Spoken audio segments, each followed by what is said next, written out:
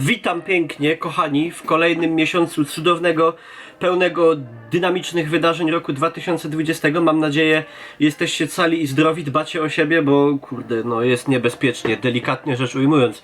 Słuchajcie, przyszło mi do głowy, że trzeba w końcu nagrać, w końcu musiał nastąpić ten materiał. Trzeba w końcu powiedzieć, jak to jest. Jako że ten mój kanał dotyczy może w większości w sumie jakichś tematów ogólnośląskich, to wytłumaczyć w końcu, dotknąć sedna tego tematu, kim jest Hanys, a kim jest Gorol i dlaczego są tak bardzo różni od siebie, dlaczego się nie lubią i tak dalej, bo wiem, że szczególnie poza Śląskiem właśnie dalej są z tym problemy.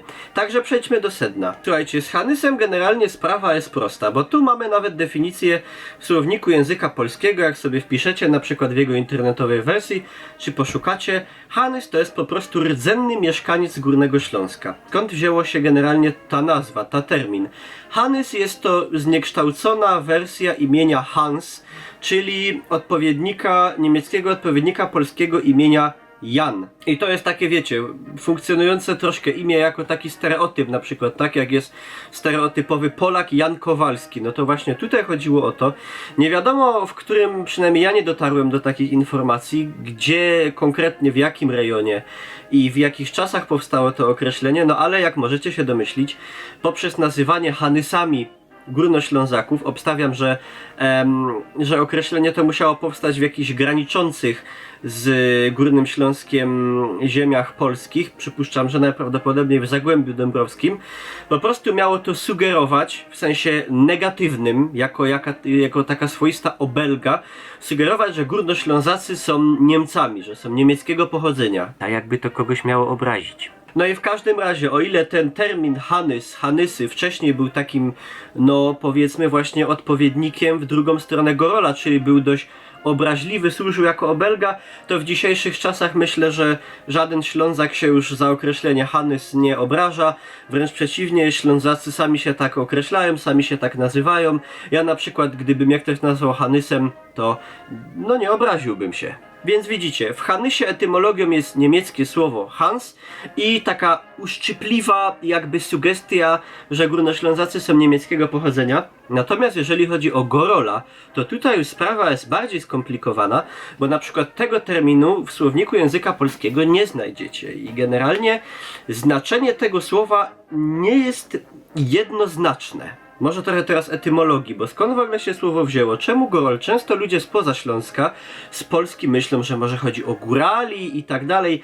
I właśnie w tej etymologii widać, że coś w tym jest, bo słuchajcie, gdzieś w XIX wieku jeszcze ten Śląsk nie był taki dobrze skomunikowany, dlatego ci mieszkańcy tej pruskiej części Górnego Śląska nie mieli za bardzo pojęcia o mieszkańcach gór tej części Śląska i Galicji, które znajdowały się w Cesarstwie Austro-Węgierskim, bo mamy też taki Śląsk, tak zwany Śląsk Austriacki, czyli właśnie ta część Śląska Cieszyńskiego. I dopiero potem, w następnych latach, gdzieś przed I wojną światową, kiedy zaczęli ci, że tak powiem, mieszkańcy tamtych ziem austriackich migrować gdzieś tutaj na tą część pruską Śląska, i to między innymi właśnie od tych górali z Małopolski, z Żywca i okolic, którzy tutaj na ten Górny Śląsk, na tą pruską część przybywali i mieli kontakt z tą rdzenną ludnością, tak zaczęli wtedy Ślązacy określać wszystkich, którzy po prostu przybywali tutaj z zewnątrz, spoza tej pruskiej części Śląska. To określenie Gorol było odpowiednikiem polskiego górala. Nie miało one jeszcze wtedy stricte negatywnego nacechowania. I potem z czasem, szczególnie kiedy część Górnego Śląska, jak wiecie, bo były 3 powstania śląskie, rok 19, 20, 21, były plebiscyty, ludzie głosowali, czy chcą do Polski, czy chcą do Niemiec i wtedy wschodnia część Górnego Śląska, ta najbardziej uprzemysłowiona, poszła do Polski. Na przykład moje miasto rodzinne Bytom był jeszcze niemiecki, ale graniczący z nim Chorzów już był polski. I wtedy też na tą polską część Górnego Śląska zaczęła masowo napływać polska administracja, przyjeżdżać ludzie z Polski, z zewnątrz i wtedy to pojęcie gorola rozszerzyło się na wszystkich tutaj przebywających z zewnątrz, z Polski, czyli obcych, nie Ślązaków i wtedy też nabrało takiego znaczenia pejoratywnego, bo no generalnie występowały bardzo duże tarcia takie pomiędzy ludźmi. Szczególnie oczywiście najgorszym sortem goroli byli mieszkańcy Zagłębia Dąbrowskiego, czyli Sosnowca, Będzina, Czeladzi i tak dalej, bo oni tutaj też przybywali w dużej liczbie, a trzeba pamiętać, że kiedy tutaj były Niemcy, to po sąsiedzku, po drugiej stronie rzeki, przez 123 lata w Sosnowcu była Rosja.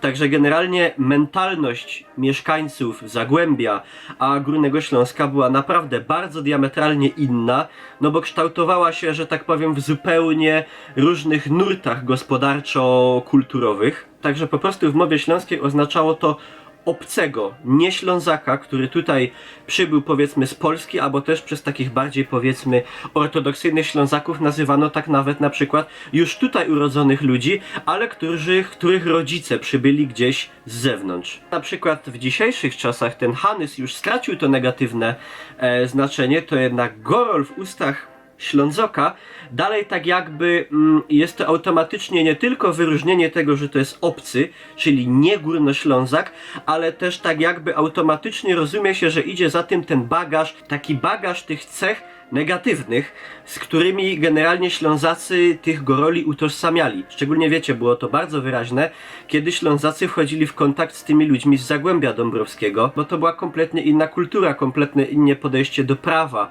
do administracji, do porządku. Przez ten długi czas ta granica na Brynicy pomiędzy Górnym Śląskiem a Zagłębiem to była, wiecie, w mentalności wielu ludzi to była w zasadzie taka granica pomiędzy Europą i Azją na tamte czasy.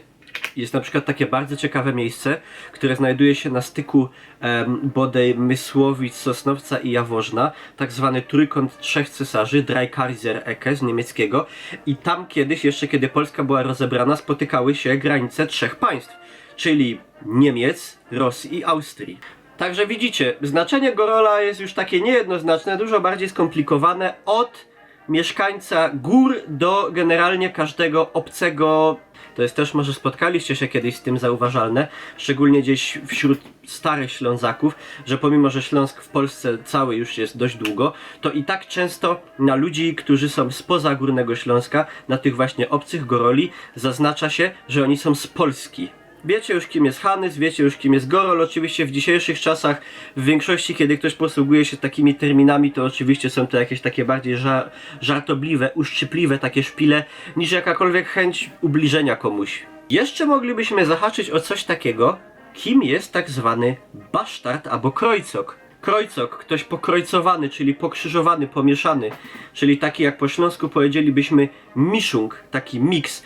I to jest oczywiście człowiek, który ma jednego rodzica Hanysa, a jednego gorola. Sytuacja już od wielu lat bardzo częsta na Górnym Śląsku, że jak wiecie, na przykład masowo tutaj przyjeżdżali ludzie na przykład za komuny z całej Polski do pracy, zasiedlali te górnośląskie miejscowości i na przykład rodowita górnoślązaczka brała sobie za męża gdzieś takiego faceta, powiedzmy, nie wiem, z Częstochowy, Kielc, Lublina i tak dalej, i z tego rodził się taki właśnie mały basztardzik. Tutaj trzeba zauważyć, że ta etymologia tego słowa basztard, od niemieckiego słowa bastard, jest taka, no, bardziej jednak negatywna niż tego krojcok. No bo jakby nie patrzeć, odpowiednikiem tego słowa basztard jest polski bękart. No a nikt by raczej nie chciał być określany bękartem. Jeszcze odpowiednikiem słowa gorol, bardziej na zachód historycznego Górnego Śląska ode mnie, czyli gdzieś tam okolice Opola, Szczelec Opolskich, Krapkowic i tak dalej, tam częściej spotykanym terminem jest hadziaj. Słowo, które tutaj w tej części Górnego Śląska moje też jest używane, a znajduje się też między innymi w takich różnych gwarach w Wielkopolsce, ale tam ono oznacza takiego lumpa, brudasa. Mamy to rozkminione, teraz już kiedy ktoś was nazwie Hanysem albo gorolem, to będziecie przynajmniej wiedzieli, o co chodzi. Dejcie pokój, nie dziękujcie, styknie jak łostawicie mi tam kciuka do wierchu, Niklaus zawsze na posterunku. Gdybyście mieli jakieś pytania, piszcie w komentarzach, widzimy się już za niedługo. I jeszcze przy okazji, nie wiem kiedy to oglądacie, ja to nagrywam we wtorek, ale w niedzielę w Polskim Radiu, konkretnie w 4, po 10 rano będzie leciał ze mną bardzo przyjemny, krótki wywiad. Gdybyście się nie załapali, to będzie on tam wisiał dostępny na stronie, gdzieś pewnie go będę linkował na Facebooku czy na Discordzie, gdzie was oczywiście zapraszam. I tyle. Dziękuję wam pięknie za uwagę, trzymajcie się zdrowo i bezpiecznie, do usłyszenia.